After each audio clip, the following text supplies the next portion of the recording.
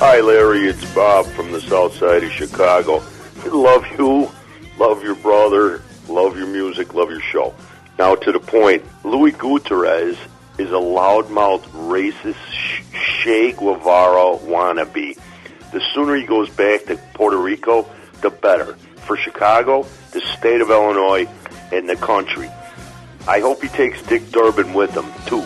Peace. 888-971-SAGE, 888-971-7243. The so-called bombshell memo came out, and already on cable, MSNBC, and CNN, they're referring to it as a dud.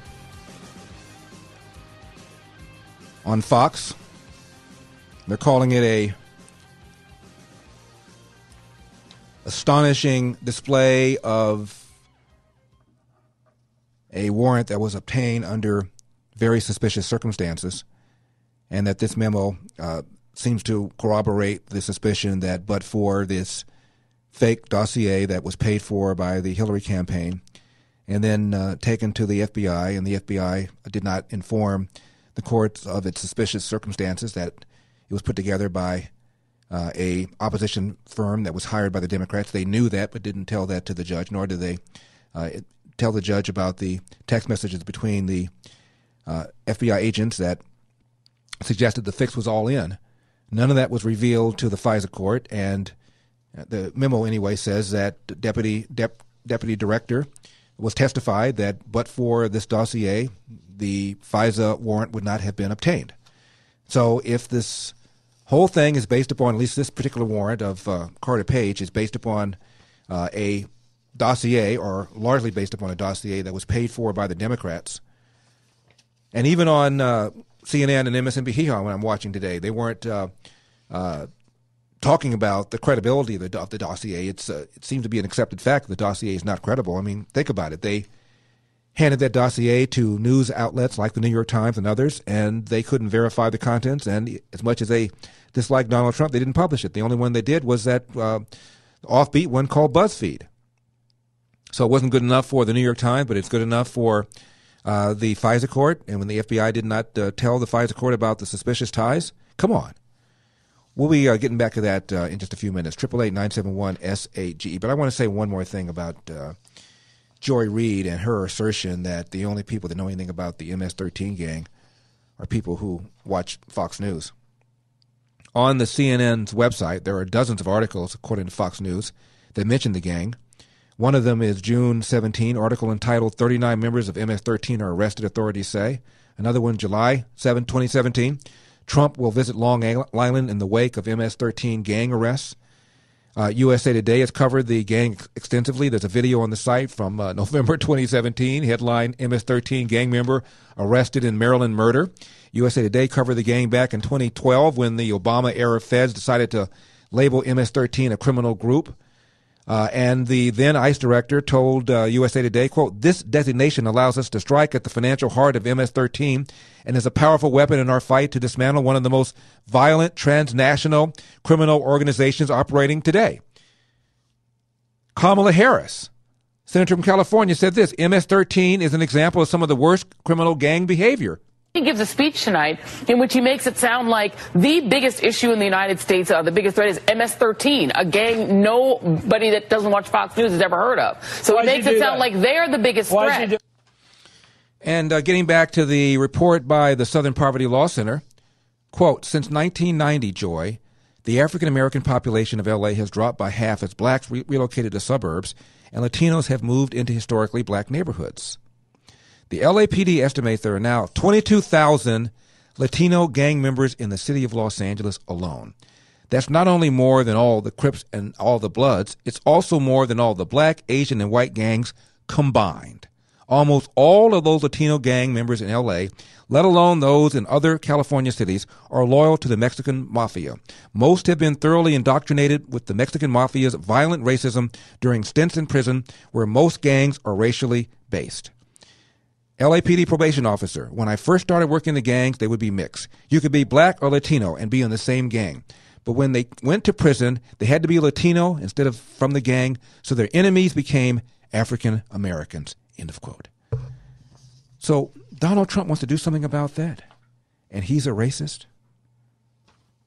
Wants to do something about the tension between these gang members here in Southern California, and that the Latino gangs have been told to shoot to kill anybody black in their area. What gang? I never heard of that. Just if you've been listening to Fox News, maybe aside from that. You're listening to the. Coming up, we're going to go back to this memo, which does seem to corroborate the argument made by the Republicans, and that is that this dossier played a huge role into getting the FISA court warrant to wiretap Carter Page, and that this is a dossier that was prepared by the Democrats, and their preparation, their involvement in the preparation of a dossier was not disclosed to the court, even though the feds knew about it. We'll be talking about that. Also, Donald Trump's poll numbers have come up, at least in the Rasmussen poll. We're also going to talk about tax cuts, and Nancy Pelosi has doubled down on referring to the tax cuts as crumbs. Here's what President Trump said, Joy Reid, about the woman who happened to be black who was killed by an illegal alien. For decades, open borders have allowed drugs and gangs to pour into our most vulnerable communities. They've allowed millions of low-wage workers to compete for jobs and wages against the poorest Americans. Most tragically, they have caused the loss of many innocent lives. Here tonight are two fathers and two mothers, Evelyn Rodriguez, Freddie Cuevas, Elizabeth Alvarado, and Robert Mickens. Their two teenage daughters, Kayla Cuevas and Nisa Mickens, were close friends on Long Island. But in September 2016, on the eve of Nisa's 16th birthday, such a happy time it should have been, neither of them came home. These two precious girls were brutally murdered while walking together in their hometown. 6 members of the savage MS-13 gang have been charged with Kayla and Nisa's murders. Many of these gang members took advantage of glaring loopholes in our laws to enter the country as illegal, unaccompanied alien minors and wound up in Kayla and Nisa's high school. Evelyn, Elizabeth, Freddie, and Robert, tonight everyone in this chamber is praying. Everyone in America is grieving for you. Please stand. Thank you very much.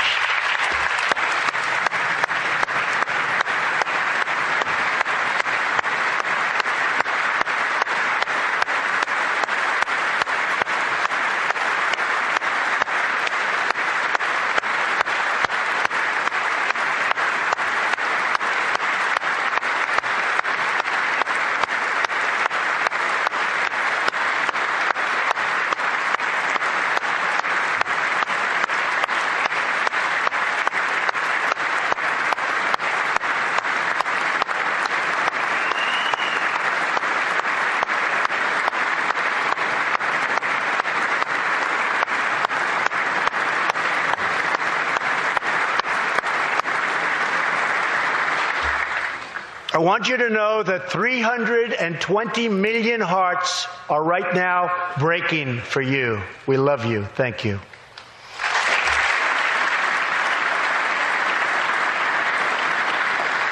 Well, we cannot imagine. I want to ask you both what it felt like to find out that so many people in the room, they're mostly Democrats, did not stand up when you were recognized and when your daughter was recognized last night.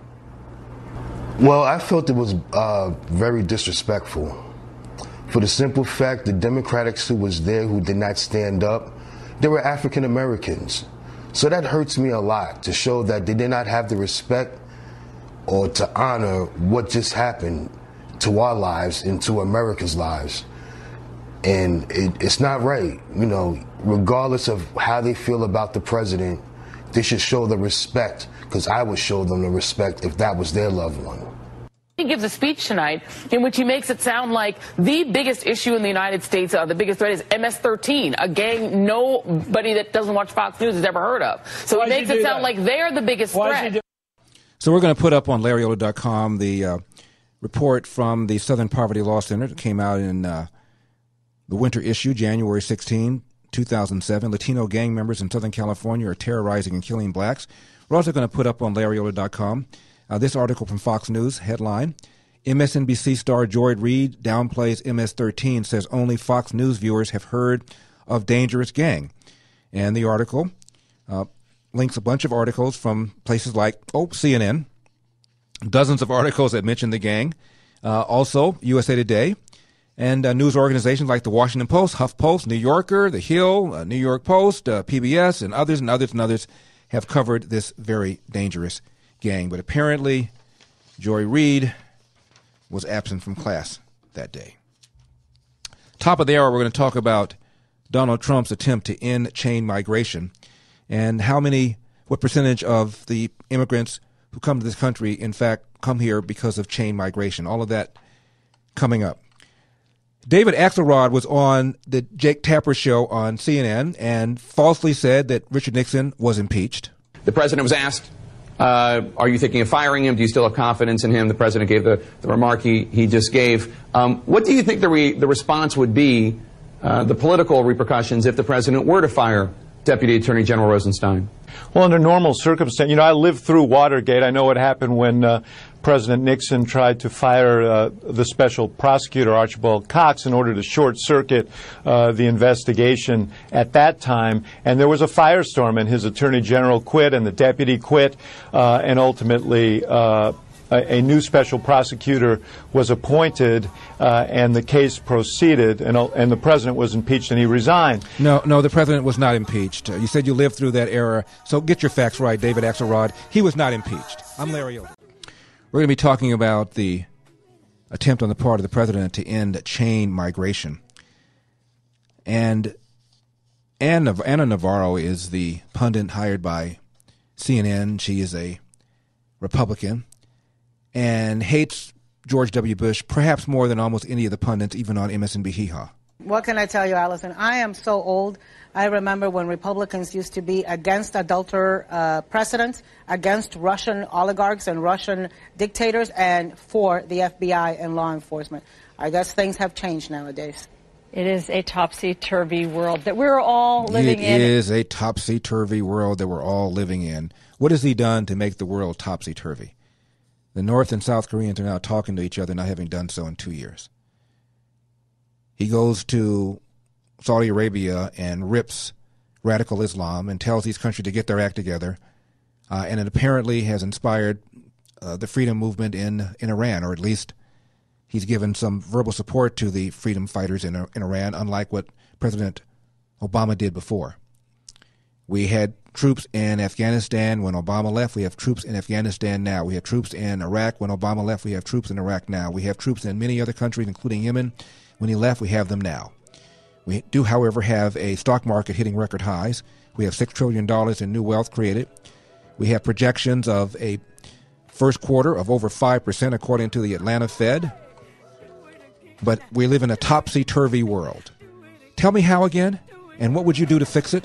Raise minimum wage to $15? That's what you got? That's what you got? My goodness. Chain migration coming up. I'm Larry Older.